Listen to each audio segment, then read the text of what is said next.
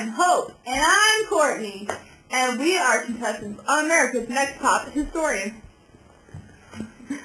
Many people have heard about the Sons of Liberty, but not very many know of the impact that they had on the American Revolution.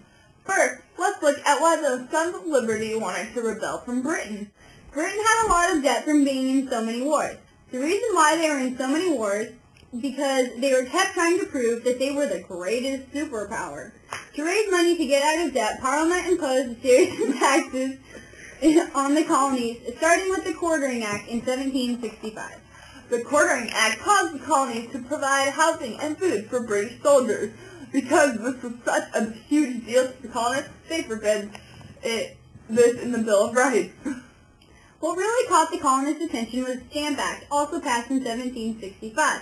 The Stamp Act was passed to raise money for all the new military being trained for Britain. The Stamp Act required a stamp to be placed on about 50 different trade items and on marketable and legal documents. Because the colonists detested this tax so much, the Parliament was forced to repeal it. The Sons of Liberty were the leading activists. The Sons of Liberty were led by Samuel Adams, Paul Revere, John Hancock, and James Otis. These men wanted to break free from the chains of Britain.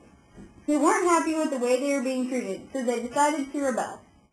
Because the Stamp Act didn't work, Britain then imposed the Townshend Act. But these taxes made the colonists pay royal judges and governors. This made the colonists very angry towards all British soldiers and officials. On the night of March 5, 1770, a few colonists were trying to aggravate some British officials. They beat the officials with clubs and threw snowballs with rocks in them at the officials. Other colonists provoked and taunted with words. The officials got angry that they started firing shots into the crowd. They wounded 11, 5 of which were killed. Paul Revere made his famous engraving of the Boston Massacre, which was in color and was not completely correct. The engraving shows a blue sky, even though the Boston Massacre happened at around 9 o'clock at night. The only thing showing that this happened at night is the crescent moon in the upper left-hand corner. There is also an absence of snow and ice on the street, even though the colonists were throwing snow. Crispus Attucks, the man shown closest to the British officials, has white skin, even though he was really black. The British are also shown standing in a straight line, which was their customary way of fighting.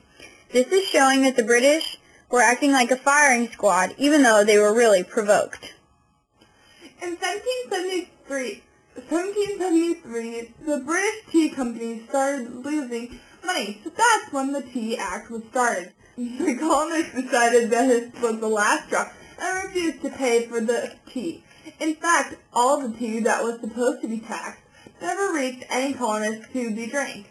People all throughout the colonies protested and threw their own tea parties, but the Sons of Liberty publicized their event of the Boston Tea Party more than the others, and that's why it is so well known in history.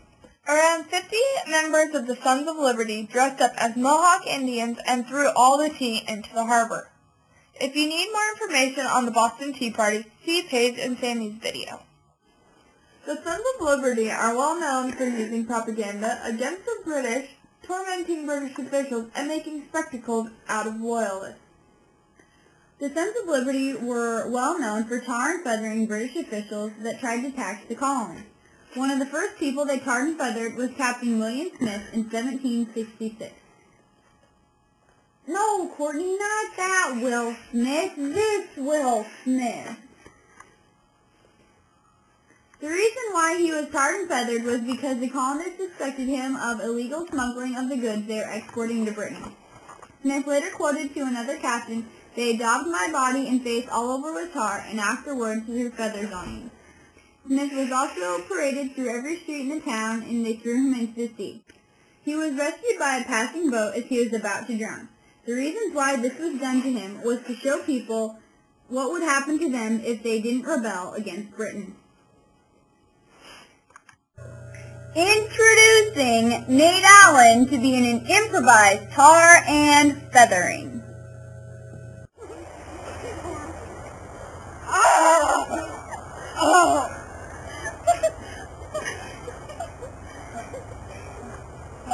Hurry, please.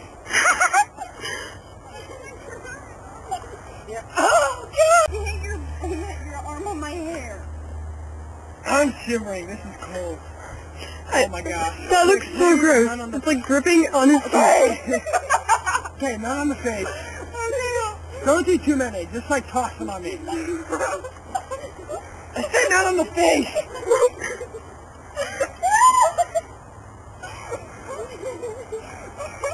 He's hurt.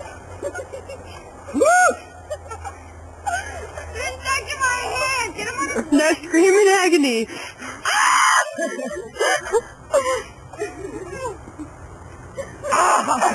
He's got spikes. That is a lot of feathers. Okay, we're good, guys. Hold on, no, there's one more part. I gotta Guys, actually, that's kind of warming me up.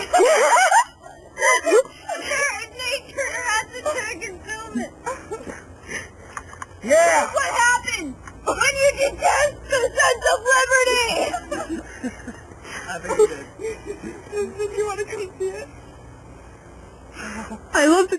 The Sons of Liberty used propaganda to convince the people that Britain wasn't doing them any good anymore. They decided to draw many cartoons to get people's attention about the British.